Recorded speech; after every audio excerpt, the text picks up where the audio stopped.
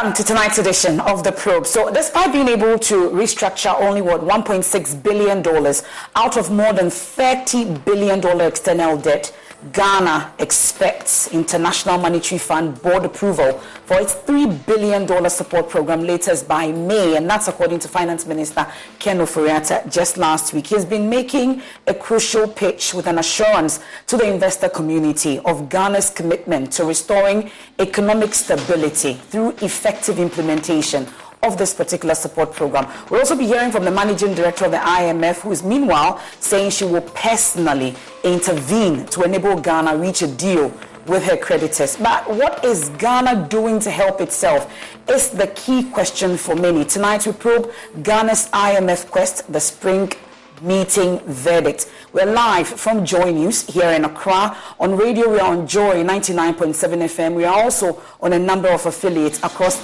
Ghana's 16 regions. We're on myjoyonline.com and all social media platforms. You can tweet at us with the hashtag #TheProbe. I am Emefa Apau, and Ghana's Information Minister Kojo Ponkroma joins us live from Washington, D.C., Ghana's office at the IMF Headquarters Building 1, joining us live tonight on The Probe. Please do join us with your thoughts, your comments as well. You're very much welcome, especially those nagging questions, so that the Information Minister can provide answers to them. A quick turnaround, then we dig deeper into the issues. Please stay with me.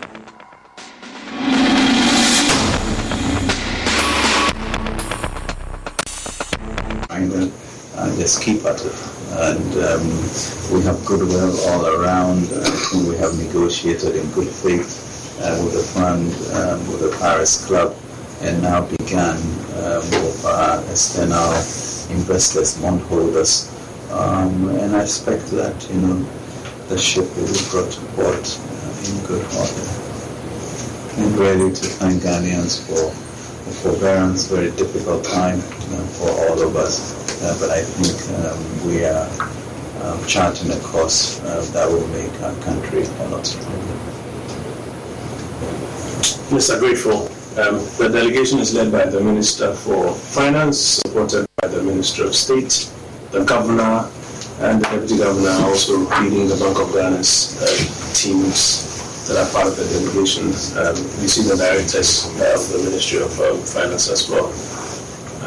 So we're grateful to you and the team. Colleagues, we're grateful. Minister, we have worked very hard and very swiftly to have the program for Ghana, $3 billion support program for Ghana in place. We have been urging Ghana's creditors to act swiftly. My appreciation for also the proactive role of the Minister of Finance of Ghana in reaching out to creditors. We are expecting that next week there will be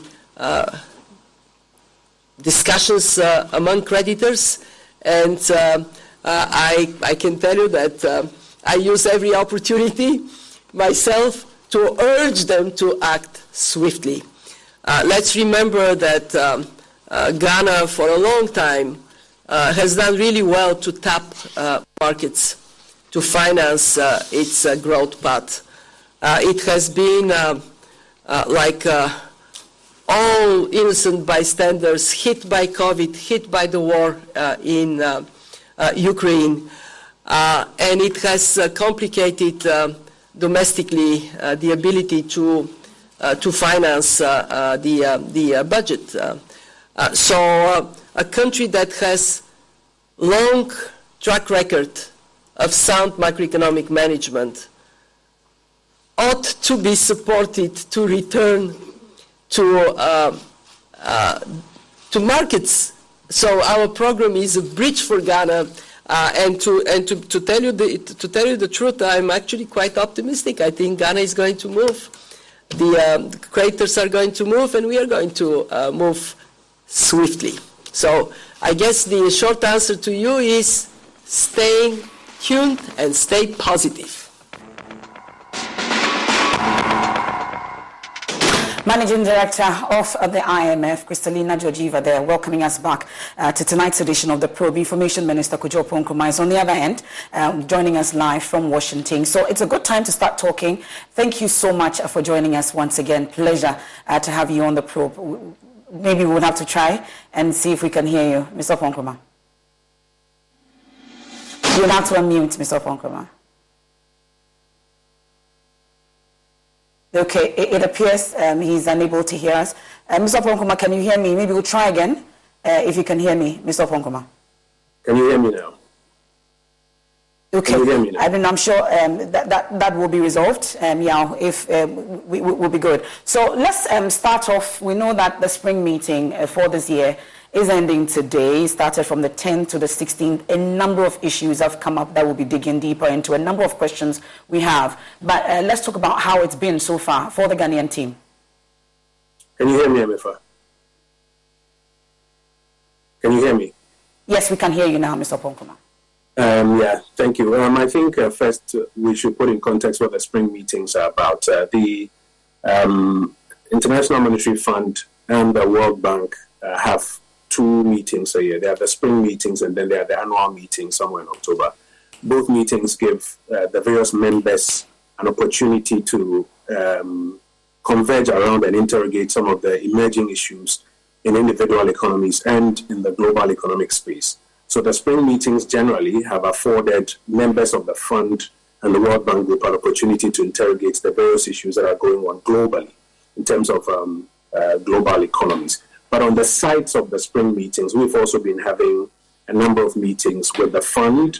Yesterday, we had a meeting with the managing director of the fund herself, with our external creditors, with investors in Ghana, both on the market side and then in terms of FDIs and a number of other groups. But I think generally the testimony is that it's been a good set of meetings. And what remains now is how to appropriate the benefits from all of these meetings. Okay. Well, we understand that the Ghana team is going to meet these external creditors, the Paris Club. That's the Partial Creditors Committee that was set up. We understand it's this week to try and secure some financial assurances. Is that the case? There have been a number of meetings already, and there will be some more meetings. And these meetings, as I mentioned, have been fruitful so far, giving both the fund on one side and then the sovereign Ghana on the other side the confidence that things are moving in accordance with our expectations. And what's the status of China as we speak in terms of getting that required financial assurance from them? The feedback that we have is that the minister's trip to China, I think last month or early April, yielded positive results. And the Chinese authorities are going through their administrative or their bureaucratic systems to be able to respond to us formally on that. But the indications that we are picking on that are very, very, very, very positive. Okay. Well, but one key issue that keeps coming up once we decided to, when we put out the flyer that we're speaking to you, then the key concern for some, one of the key questions that runs through was what actually was then the tipping point? For which reason we are knocking on the doors of the IMF again? What really was it? Panic? What kind of assessment was done when we were sure that that was not going to happen? I think that's a very fair question. Let's go back to when the announcement was made. July 1, 2022. The government announcement under my hand essentially said that, one, having followed the developments, the economic developments, the government of Ghana had come up with an enhanced domestic program to turn around the Ghanaian economy. That was number one. And that number two, the program will require some balance of payment support, BOP support, from the International Monetary Fund. And therefore, the president had instructed the minister responsible for finance to start engagement with the fund in pursuance of this balance of payment support. And I think it's very, very important to refresh everybody's memory that the big answer to the resolution of our economic challenges lies in the hands of the government of Ghana and the people of Ghana. That big answer is within the framework of what we call the Enhanced Domestic Program, or which has been technically named as the PCPEG, the Post-COVID Program for Economic Recovery. Now, within that program, you require financing. And that financing will come from a combination of about 3 sources. Domestic resources, balance of payment support because we don't have access to the international capital markets, and then you also require some of our development partners to come in. And that's where, you talk of the financing assurances that will come in from the development partners. Now, what was the tipping point? The tipping point came when Ghana literally was denied access to the international capital markets, because to finance our budget and to finance our economy, you need cedi and hard currency. No matter the amount of cedis that you have, if you have external obligations that are due in dollars, for example, you cannot pay those external obligations with cedis. If you owe Citibank, or you owe the Chinese, or you owe the Americans, you cannot pay that with cedi. So you need to work on your cedi financing of your economic program, but you also need to be able to access the currency market so that you have access to hard currency for that. Now, remember that a number of things happened that denied Ghana access to the international capital markets. I'm answering your question about the tipping point. Number one was that because of what had happened with COVID, primarily, we had to resort to borrowing that we had not planned for. And it brought our debt levels beyond sustainable limits. Sometimes when you hear government officials or economists argue that COVID played a major part in our problem, people like to dismiss it, that, they are just blaming somebody. But the reality, and as we came and all other economies are giving their numbers, the reality is that countries had to borrow a lot during COVID because economies went down and they needed to finance a lot of the interventions. So we had to resort to a lot of borrowing. The borrowing pushed many economies, including Ghana, beyond a certain limit. Now, once that happens, the credit rating agencies really don't care about the cause of why you have borrowed to a certain level. They will give a verdict. And the verdict they gave was that our debt had reached a particular level, and therefore, in terms of credit ratings, they were going to downgrade our credit ratings. That quickly becomes a signal to other potential investors and lenders who would have ordinarily invested hard currency in your economy. And once those credit ratings came, then you could not access the international capital markets because they had more or less issued a warning to everybody that Ghana's debt had reached a particular level. Never mind what caused it, but Ghana's debt reached a particular level. Now, at that warning point, you won't get new inflow of dollars. It's only your reserves that you are now depending on to meet all your obligations, such as buying fuel on the international market, importing essential medicines, importing essential items into the Ghanaian economy. You are now relying on just your reserves. You are not necessarily earning or bringing in new dollars because they have issued a warning, and therefore investors are skeptical of investing into the Ghanaian economy in terms of market investors. So you don't have access to the capital markets. That became the tipping point. Now the point at which the president said, while we have a big program, the fund remains one of the only places where you can get access to the international capital markets or get access to an inflow of forex to show up the program that you want to run. And that was a point at which on the 1st of July, the president calls to that engagement to start, and we've been working on it so that we can primarily get access to the capital market. Because if you don't, as demand rises for example, the dollar, and supply of the dollar is limited, the price of the dollar will go up. That is what you call depreciation of your currency. And once depreciation sets in, even if the price of the item on the global market has not changed, the price in Ghana will go up because now it's being bought with a more expensive, cedi.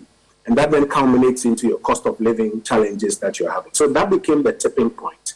That was the point that the president made that decision, and we've been acting on his instructions since then. Then what's the confusion with the timelines that has been communicated over the period? Started off March ending, now we've ended at May. We're told, even that, we don't really know if that is really a concrete assurance that you're giving us. What's really the confusion? Again, I think that's a very, very important question. So let's start with the timelines.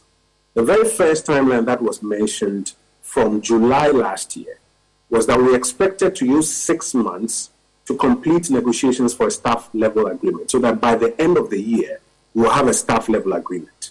I remember, and I think if I recall, I was in your studios on one of these shows when questions were coming in, and a lot of commentary was coming into the fact that it is not possible to conclude a staff level agreement within 6 months. To the glory of God, the Republic of Ghana was able to conclude the staff level agreement before 31st December last year. So that timeline was not missed. The second timeline that was given was that having concluded the staff level agreement, we need to complete the prior actions so that our agreement can be taken to the IMF board for board approval by the end of March. Now, those prior actions are not actions that the government or the executive branch suo can execute. The government on its own cannot finish all of those prior actions. You need other people to come together to work with you to meet those prior actions. One of those prior actions, for example, was about the passage of some 3 revenue bills in Parliament. And you know that no matter how the executive branch pushes through, you will still need the collaboration of Parliament to be able to pass those, especially in a Parliament where you have a number of, say, 136 to 138. You need, for example, to put in place a debt restructuring program, domestic and external. The domestic may be within your contemplation, but you recall that you cannot force anybody. It's a voluntary exercise that people have to participate in. And if you are not getting the participation and you're having to roll down the dates some more, give extensions, it affects the timeline that you have given. You have external creditors that you have to talk to, those in the Paris Club and those outside the Paris Club, China, India, Saudi Arabia, etc. All of that is not exactly within your domain. But be that as it may, we give ourselves a timeline of by the end of March. We should have been able to finish with these prior actions so that we'll be ready to get board approval. Today is the 16th of April, if I'm correct. That's about 2 weeks since March ended. So it is that timeline that has not materialized at this point in time. Thankfully, all of that work has now been completed. And if you heard the IMF managing director herself, and I think you played her insert, she is clear in her mind that Ghana has fulfilled what we need to fulfill and that they can now go to the board and get us board approval. And to quote her, she said, stay tuned and I think keep hope alive or something. But that also depends largely on our external creditors that she mentions as well. So that really is out of our control. So we are sure that this May timeline would be the timeline that we are really going to achieve what we set out to achieve. I think the feedback is that our engagement with the external creditors has been very positive so far. I mentioned to you that, first of all, those in the Paris Club have had very positive sentiments to express about the kind of work that the people of Ghana and the government of Ghana have been able to do so far. Those outside the Paris Club, China, India, Saudi, have also given us very positive sentiments. And I've also given those very positive sentiments to the fund. Okay. It is all of that that we expect to come together in the coming set of weeks so that those financing assurances can be issued by the external sovereign creditors. And the fund, having received those assurances, can then proceed to the board. Well, we'll get into the questions, but one key issue, since we are talking about the debt exchange program as well, let's talk about the total fiscal savings that government has been able to make out of this domestic debt exchange program. I'm sure we can give us some understanding of where we are. It's Spring Black Friday at the Home Depot, which means it's time to get your outdoor spaces ready so you can enjoy more this season. Right now, you can get the Stylewell Park Point 4-piece patio set at a new lower price of $3.99. With its stain-resistant cushions and modern relaxed styling, it's the perfect centerpiece for your porch, deck, or patio, whether you're looking for sunny lounging or evening gathering.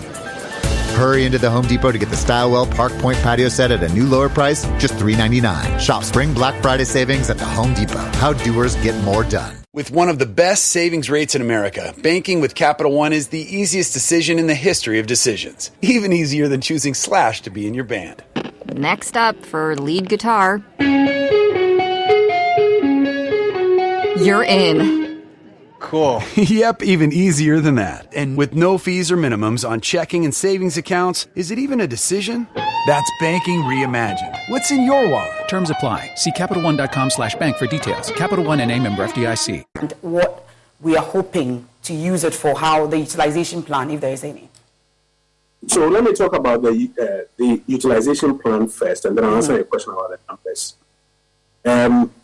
The challenge, or the fiscal challenge that the government is trying to deal with, is that there are a number of expenditure commitments, including debt servicing. The debt servicing expenditure commitments are based on contracts that were signed with creditors a while back, over the last, let's say, 10, 15 years. You sign a contract with a creditor and you say, give me $10 million.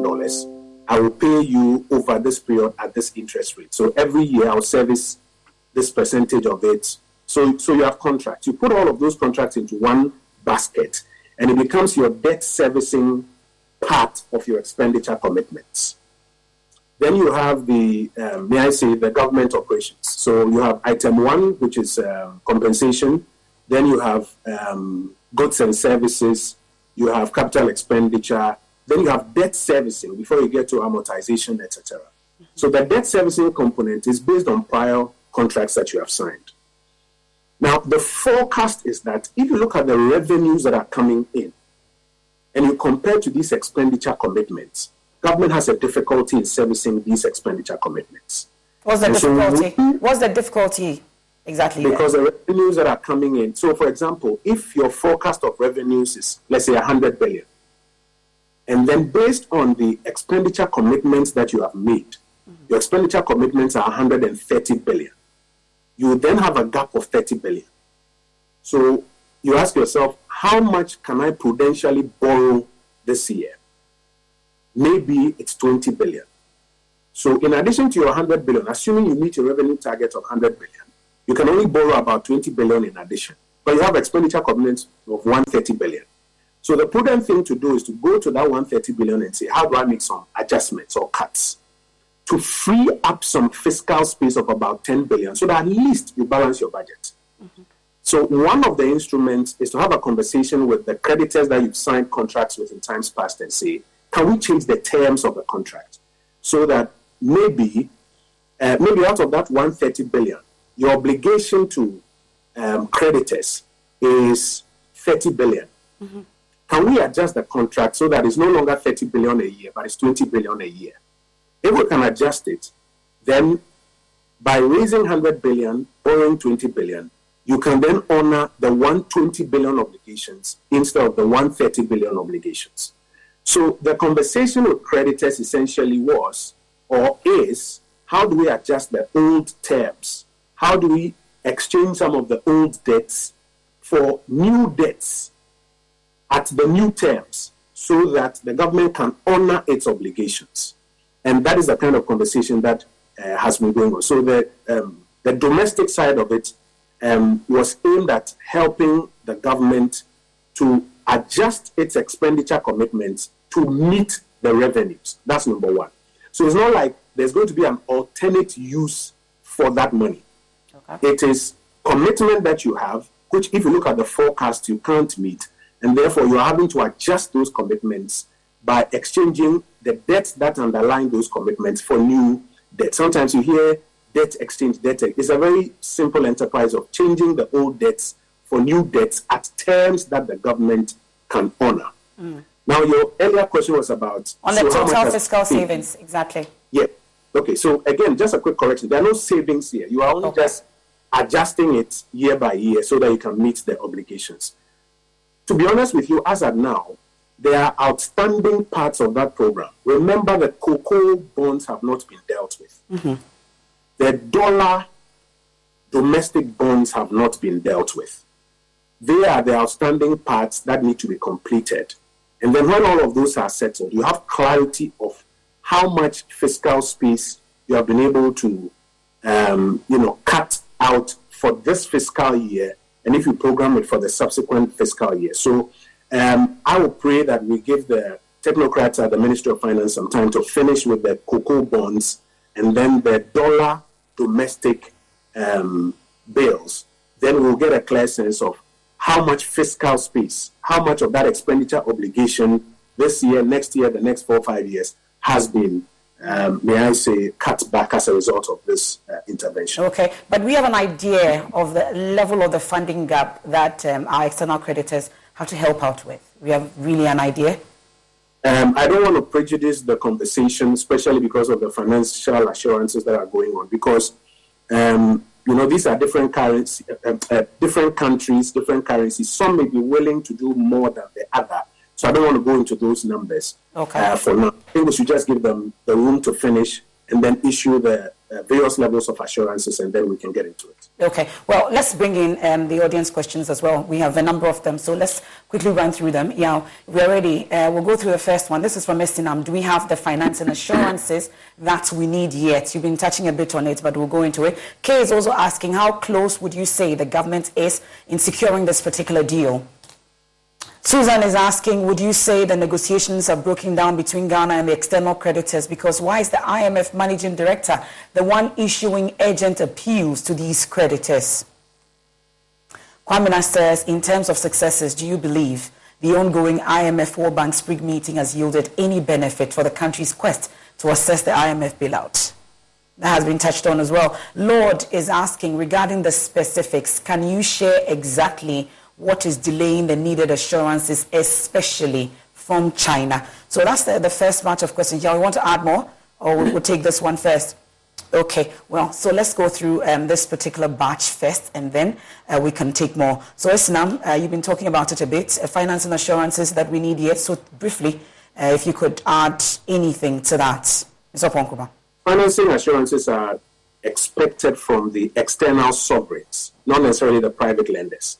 So the sovereigns, i.e. the countries that, extend credit to us and do business with us. And then the development partners as well, as to how much they are willing or looking to, re-engage with Ghana on. Remember, I mentioned that the tipping point was because or when we lost access to the capital markets.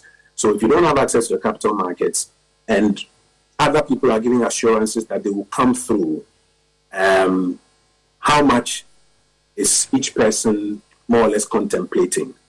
We are of the humble view that the kind of behind-the-scenes conversations that have gone on and the levels that are being spoken about, we will get those assurances pretty shortly. Okay. Indeed, if you want to see the strongest level of confidence, I'll refer you to the IMF Managing Director's confidence that the kind of conversations that the fund is also having behind the scenes with our external partners gives them the confidence that those financial assurances will be coming through. And maybe I should just go back to the third question about have the talks broken down? If not, why is the IMF MD herself urgently, asking countries or the external partners to come? And I think we should go back to her exact words. Maybe if we transcribe her words, we can see what she's saying. What she's saying is that she's been personally urging all of these countries to act swiftly because,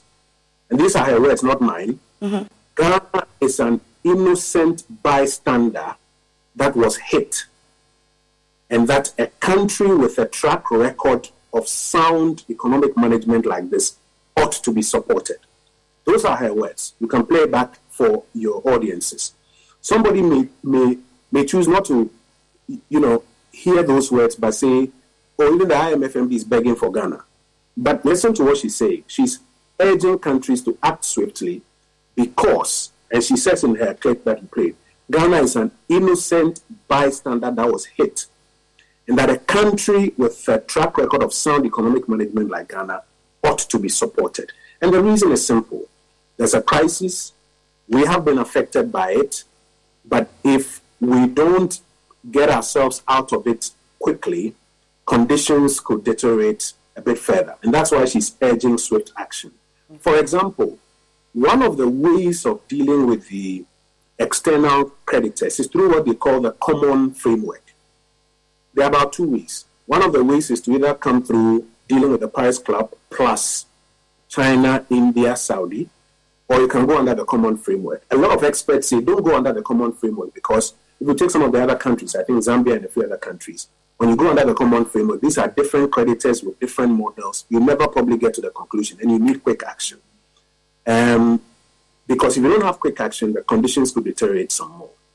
And so when she urges, I think her urging should be understood. And I encourage you, if we have some time, to play back her clip before we end our conversation so that all of us can follow exactly what she has said. And I'll tie that in with the other question, how close are we to a deal? I think pretty close. Okay, so from 1 to 10, where would you say we are? Pretty close. That is why you have heard some dates being mentioned. I share the view that maybe we should tone down on mentioning new dates. The reality is that we hoped to conclude all of this by March. We've missed it by 16 days. We have 2 timelines. The first one, we were ahead of the timeline. The second one, which is end of March, we've missed it by 16 days. But the assurances coming in the background give us reason to believe that we are very, very, very close. Okay. And sooner than later, we'll get those assurances. Have the meetings been successful so far?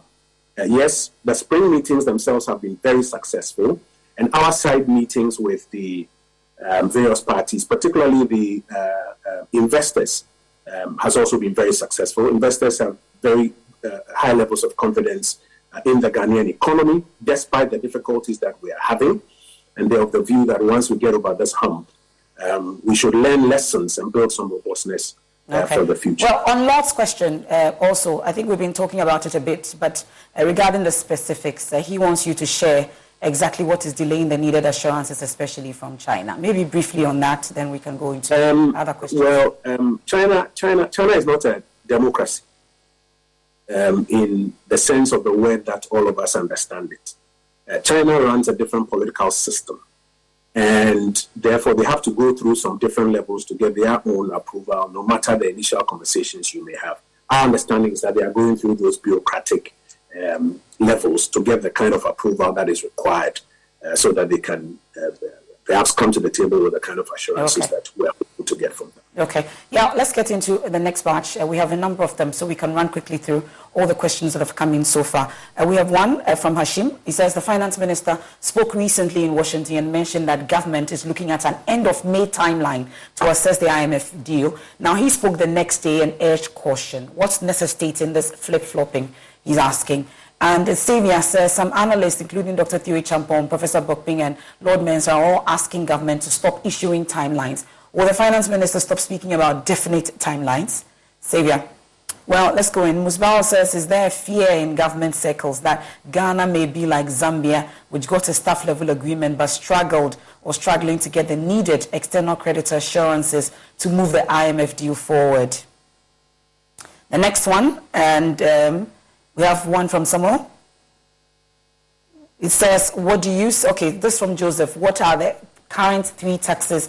Where are the current 3 taxes the Parliament passed? I assume the President has since signed them into law and has the GRA commence implementation, and how is it looking? So that's that question. So there's one also I'll add from Samuel. It says, what do you say to calls, first from Dr. Theo Champong and others, that even before the mid-year budget review, the government needs to present a new or varied budget to Parliament, given the current difficulties in assessing the IMF deal? So, Mr. Ponkuma, let's go through this batch quickly. So, Hashim's own, the issue about the flip-flopping.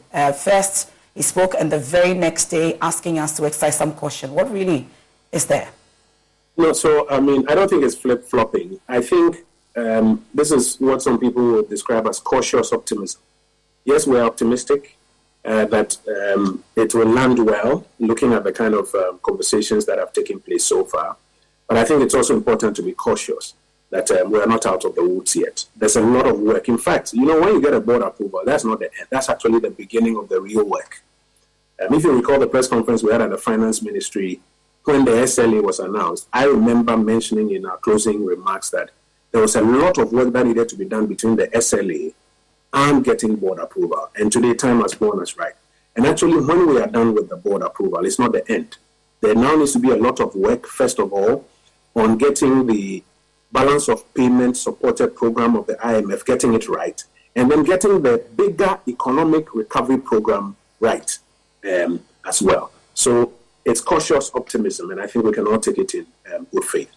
I think I've already commented on timelines. Yeah. We have had 2 timelines so far. One was before 31st December. We did the SLA before that. And we thank all the stakeholders, the people of Ghana, the technocrats at the Finance Ministry, Parliament, all of those who helped us get that. The second was to go before board by the end of March. We have missed that by 16 days.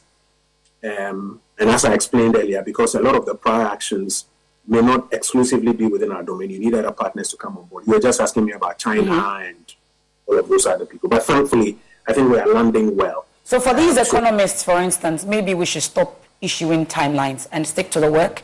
Then maybe when we are done, we can be giving the timelines or definite ones for that matter. No, but the timelines come when you ask me questions. Remember this evening, you've asked me about 3-4 times, about timelines, and I have rather been cautious not to mention timelines. So, it's not like we are happy to be given timelines, but in transparency and in engaging with the media, sometimes you ask the question, and I think the Finance Ministry officials have shared those timelines with us. I think, to be fair, those timelines have not been very far off. We just have to ensure that we get it done moving forward. Do we have a fear that we may become like Zambia? Exactly. Still struggling. We are very, very hopeful that Ghana will not be like Zambia. The taxes, I'm informed, or the bills that were passed. But back to the Zambia issue, really, what makes us so sure as a country? Because this is not really within our powers. Yesterday, in our meeting with the IMF Managing Director, and I don't think this is a secret, I can share it, she made the point that one of the things that has been helpful in Ghana's case to help us to get a staff-level agreement in less than 6 months, between 1st of July and 12th of December. Remember, everybody said we couldn't do it. One of the things that, according to her, has contributed to that is the speed with which we have negotiated, and more importantly, the seemingly difficult prior actions that the government and the people of Ghana have taken. And for the kind of things that we've had to do back home have not been very pleasant to anybody. But those very difficult decisions that the people of Ghana and the government of Ghana were able to put together, those who volunteered their debts to swap their old debts for new debts, those who took the necessary cuts in expenditure that were announced, those who more or less saw reason with us to help get these revenue measures through. Those very difficult decisions have contributed to Ghana's fast-tracking of our negotiations. And if you compare to some of the other countries that have delayed, they have not necessarily been able to do that. And so, according to her, it is one of the things that the people of Ghana and the government of Ghana need to be commended for. And that is also why the international community is very willing and ready to help us, having seen how we are willing to. But a while longer on the IMF Managing Director, really, we could all tell the excitement all the time when she's talking about Ghana, especially when questions about Ghana comes up, at least watching a few of those press conferences, and every time she's had the opportunity to talk about Ghana. The concern then is, what really is in it for the IMF? Why are they so interested in Ghana's case? I'm sure it's come up a couple of times. Maybe it's a good time to address that for us as a country. Really, why are they so interested in our case? At the last press conference, she actually articulated it, and I just mentioned it out to you, and that's what I was asking you to play back. She said that Ghana is an innocent bystander that was hit, and that for a country with a track record of sound economic management like Ghana, we ought to be supported. But we agree that Ghana has not been the only country hit by these economic situations in Africa, really. We are not the only country, are we? That is true, but that's not the only thing she said. She says that for a country with a track record of sound economic management like Ghana, we ought to be helped. So if you put the two together, in answering your question, when I sit in those meetings and I hear the officials of the fund or the bank or the other organizations under the World Bank Group speak, they all make the point that Ghana has been a good example. We have challenges. It should be in the interest of everybody to help resolve those challenges. Is the fund not worried that we've been there 17 times and they're still so interested in our case and wanting to help every time we come knocking? They're happy we come knocking all the time? I think, one, we must remind ourselves that we are members of the fund. Mm-hmm. We contribute to all sort of things that go on here at the fund, because the fund is a group of countries that come to share common practices and lessons on how to manage economies. The fund has various levels of support for economies. One of them is the Extended Credit Facility, or the ECF, which is available when countries get into difficulties like what we have gotten into. Our difficulty, remember, is our inability to access the international capital markets. Why? Because we've been downgraded by the international credit agencies. Why? Because we were hit by a challenge, and that challenge necessitated our borrowing beyond our program. Borrowing beyond program, credit ratings then scored us down. You couldn't get access to the capital markets. There's local demand for dollar to meet all sorts of necessities. And so we opted to come to the fund. In terms of the Ghanaian economy, the kind of sentiment you see from investors generally gives you the feedback that there's a lot of positive sentiment about the ability of the Ghanaian economy to bounce back, and that we need to, importantly, learn lessons from what has gone on so that we can bounce back and get on that. So the assurance, at least, that we can give is that Ghana is not being caught up in any geopolitics whatsoever, you would say? I think here at the fund, you have all the players at the table. You have China at the table, you have the West at the table. In the midst of all of these, and when you go to the IMF board, all of these countries are represented. The entire geopolitics of the world is represented.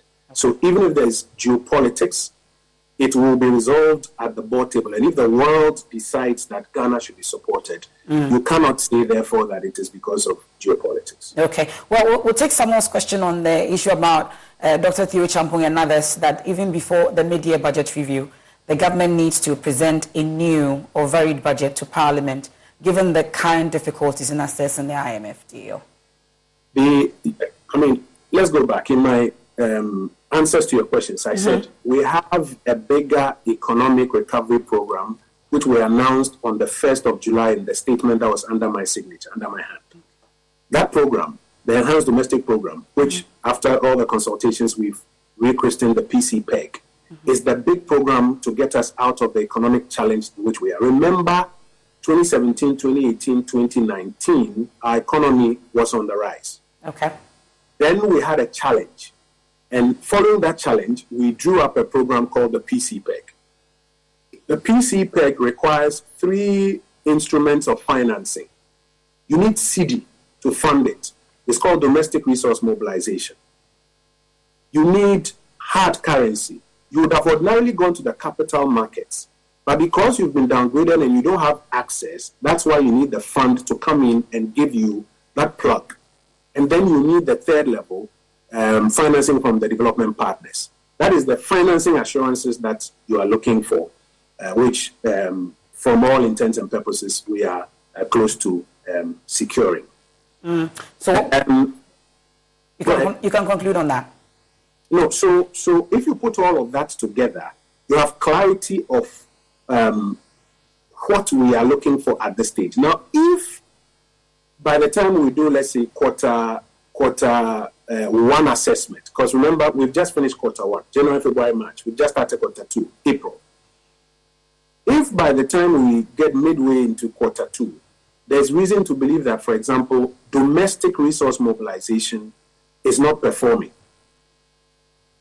There's reason to believe that the fund ECF is not coming through, and that the financing assurances from the development partners is not coming through. Then you have a basis to reconfigure your budget. Where we stand now, I don't think that we should look to the fund ECF or the balance of payment support only as the panacea to our problems or as a reason for which domestic resource mobilization should not even function. So I think it's early days yet. Let's give it an opportunity to function, and then those determinations can be made.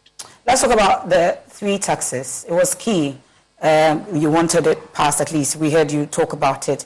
But the question Joseph is asking is, he assumes that the president has assented. Really, what's the status of these 3 taxes? Take your time and then give us updates on it. I checked with the counsel to the president, Mr. Corey Suman, and he informs me that the president has assented to them and that it has been returned to the clerk of parliament. That's the brief I have on that as of now. Okay, so it's been assented to as we speak. That's the status of these 3 taxes. That is a brief I have from counsel to the president, and my information is that it has been returned to the clerk of parliament, and I'm sure they will now, get into the transmittal process so that the GRA, etc., can now start implementing. Okay, but we don't know the timelines as to when all that will happen so that the GRA will commence implementation. I don't have timelines on that. It's already overdue. Remember that these were revenue measures that were mentioned in the November budget, and we delayed in getting it passed. So it is already delayed, and it may therefore be important that we fast-track implementation. Okay. Well, let's then get into some other questions also that is coming. At least we are also checking from our social media platforms. But let's talk about does government not also want to help itself by also cutting expenditure? This is something that most economists, Ghanaians, have been talking about for some time now. You're out there asking for the support of the world. What are we doing to help ourselves as a country? I think it is, first of all, a fair question. Secondly, I think it's also fair to remind ourselves that already some cuts have taken place. In addition to those cuts, I think it is also fair to continuously examine where some further cuts can take place. I have never attended any meeting in government where anybody has said that our eyes and our ears are closed to making any further cuts. From what I know, government is very open to any further cuts that it can do to ensure that pressures on expenditure are held in abeyance. But for example, we are the same people who are asking for some more public sector jobs. We are the same people, and that is item 1.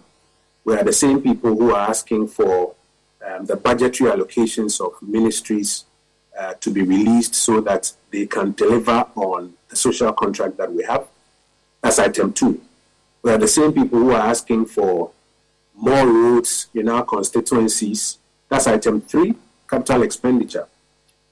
We are the same people who are asking for exemptions from the DDEP, which go into the interests or the debt servicing bucket. So, in one breath, we are all agreeing that government should, as much as possible, look to ways by which it can cut on its expenditure commitments. In another breath, we are all demanding our share of the national cake. So that balance is what government needs to strike, and I think that a continuous examination will get us there. I think as part of expenditure cut, I don't know if briefly, as at the year 2023, what kinds of savings we've been able to make when we talk about the fact that government has cut expenditure, how much really have we made from that? Do we know? I think the 2023 outturns will come out in first quarter 2024. I think that's when the outturns will come out. I think the outturns for 2022 are now about coming out from the finance ministry. That's first quarter 2023. And it will give us a real sense of, in terms of nominals, how much has been saved. But you can just look at the deficit as a guide. Did we exceed the deficit, or did we stay within deficit despite the fact that revenue underperformed? And I think that the data speaks for itself, that despite the fact that revenue underperformed, total revenue underperformed, we did not exceed the deficit for the year 2022. So while we are looking at the nominals, which will be coming out at the end of quarter 1, already you can see that indication that we have not gone beyond the bar. Okay. With the team currently at the spring meeting, how many are we able to tell? As part of cuts, we want to know how many of us are in Washington, D.C. For these meetings, which are mostly virtual. I think that, no, it's not true that these meetings are mostly virtual. That is not correct. A lot of these meetings are in person. So I don't think that's a new dynamic we should introduce. I know the Minister of Finance himself is leading the team. I know the Minister of State for Finance came in briefly. He's gone back to Accra. I have been here supporting the minister from, I think, the fourth day or so on a number of specifics. And then there's a technical team of about 3 directors from the ministry, the director of debt, the chief economist, the 2 of them, and then the director of the financial sector who are here. Okay. Well, there's an issue on the... It's Spring Black Friday at the Home Depot, which means it's time to get your outdoor spaces ready so you can enjoy more this season. Right now, you can get the Stylewell Park Point 4-piece patio set at a new lower price of $3.99. With its stain-resistant cushions and modern relaxed styling, it's the perfect centerpiece for your porch, deck, or patio, whether you're looking for sunny lounging or evening gathering. Hurry into the Home Depot to get the Stylewell Park Point patio set at a new lower price, just $3.99. Shop Spring Black Friday savings at the Home Depot. How doers get more done. Principal repayment for these loans. We know that they've all been put off till after 2024. What are you talking about? So that's most of them we are told about. Measures that are in place for the country to meet the debt sustainability by 2028, for instance. Really, it appears that most of these loans that we're taking, we will not pay until 2028, amongst others. The concern is it appears that government may be shaking that responsibility for those who will come after this particular government to take up. So I think either way you look at it, we cannot talk about a shaking of responsibility in the sense that government will still have to pay what it owes. The question is, how much do you pay in a particular year, looking at the revenues that are coming in? You have old contracts that put expenditure obligations on you. How much of it can you settle looking at the inflows that are coming in? And it is the adjustment of how much you can settle in a year that government has been discussing with the various categories of creditors. So I don't think it's a shaking of responsibility or it's a decision by government not to pay. Government will pay. It happens that this is a time when these conversations are going on and this restructuring is taking place. And so there's been a suspension at this time when these conversations are taking place. The expectation is that when it is done and the debts have been exchanged for new debts at new terms that enable government to match its expenditure commitments with its inflows, then there will be a full resumption of those payments moving forward. Okay, so if you recall, as part of the DDE, bondholders, together with the finance ministry, there was a technical team that was put together, I think about 7-member technical committee, and they came up with some recommendations to government as part of how we can make some savings and then also make the DDE successful. Really, where is that particular recommendation? We've been talking about it for some time now. Is there a roadmap for actually implementing those recommendations? Yes, you will recall that the original set of new debts that were published by the Ministry of Finance are not the ones that have been settled on. The very original one that was published had to go through a rigorous process of adjustments, and new ones were issued, I think, 3 or 4 times before the settlement, the final settlement. A lot of that work, those adjustments, were informed by the recommendations of this committee of experts that was put together to advise the Ministry of Finance. Okay. That enabled the ministry also negotiate better with the various categories of creditors to adjust those original, may I say, debts that were offered as new debts in exchange for the old debts. So those recommendations, though they were not made public, my understanding is that have been factored into the thinking of the finance ministry, and that is what is translated into the new debt instruments that were issued, which were then, I think, about 85% subscribed by the various categories of debt holders or creditors. So pensions exemptions, now we're told is back, really. What was the explanation there? I was at a press conference with the minister a couple of days ago, and this question came up, and he explained. And so I'm going to repeat to you exactly what the minister said. The minister explained that the domestic debt exchange program, as was announced, with the terms that were announced, is closed. That closure included the exemption of the pensioners. There was an MOU that was signed with the pensioners that says that they will not be part of that, but that they will examine ways by which, between them and government, they can come up with other instruments that will help government solve the same problem it wants to solve, but without disadvantaging the pensioners, as the envisaged was being done in the domestic debt exchange program. And the minister explained that what they are doing now is engaging with the pensioners pursuant to that MOU, that can we look at a new way of helping government solve its original problem without disadvantaging you in a manner that you envisaged was being disadvantaged in the first one. And that is the kind of conversation that was, or that is going on, alongside the other conversation of dealing with the cocoa and then the dollar bonds. That is a conversation that they are having with the pensioners. That was the explanation that the minister gave in his press briefing a couple of days ago. In fact, tonight he has another press briefing with the Ghanaian media and other press houses that are here. And already we've received a lot of questions to that effect. And I think that some more engagement will help clear it up. Okay. Well, Mimi has a question, and she says a key concern is government's expenditure. There are hints that cutting down on expenditure and size of government is on the table. Is that correct? As part of talk with our external creditors, has it come up? Government size, has it come up? No, not that I am privy to. I haven't heard that come up in any of our meetings with external creditors so far. But I answered you earlier by saying that I've never been to a meeting of the government of Ghana where it has been said that the doors are closed to any possible ways of cutting expenditure. The doors are not closed. When exactly are we seeing action, especially with government size? There has already been action.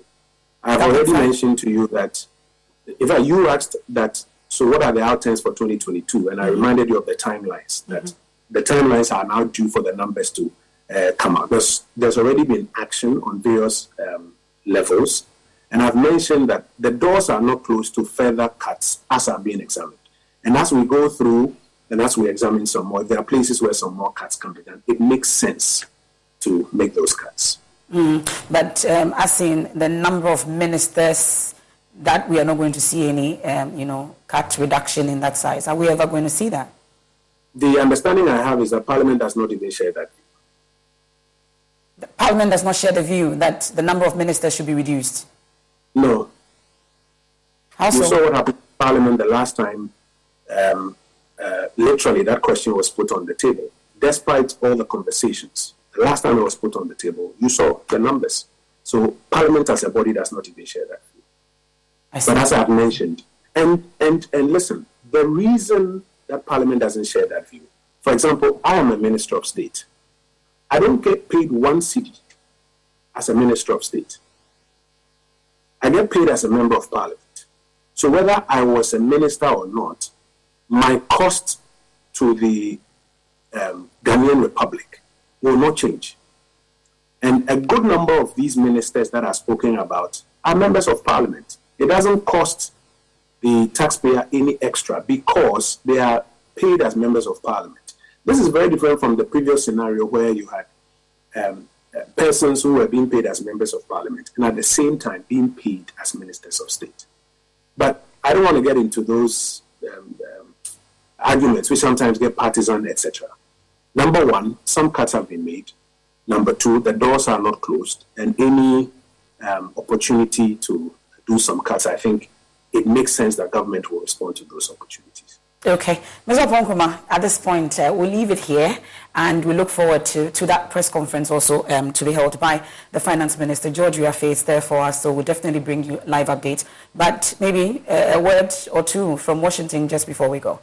Yeah, I think that we have to commend the Ghanaian people for keeping faith with the government, even in these very difficult times, and even for some of the very difficult decisions that have had to be made by the government. I think the global community is very commending that because of these steps, the world is able to rally behind us quickly and support us. We have to hold government accountable to, one, an implementation of the BOP support program, and two, the broader implementation of the economic recovery program. We have to all then also find out what is our various roles in helping the Ghanaian economy recover and rise up to that role. And I think that together we can get our economy back onto those high heights before we were hit by these challenges. Nsopo Nkrumah is Ghana's Information Minister. I am MFA Pau, and that's it for tonight's edition of The Probe. There's more when you log on to myjoyonline.com. For our radio audience, A Walk with Jesus, it's up next. Have a good evening.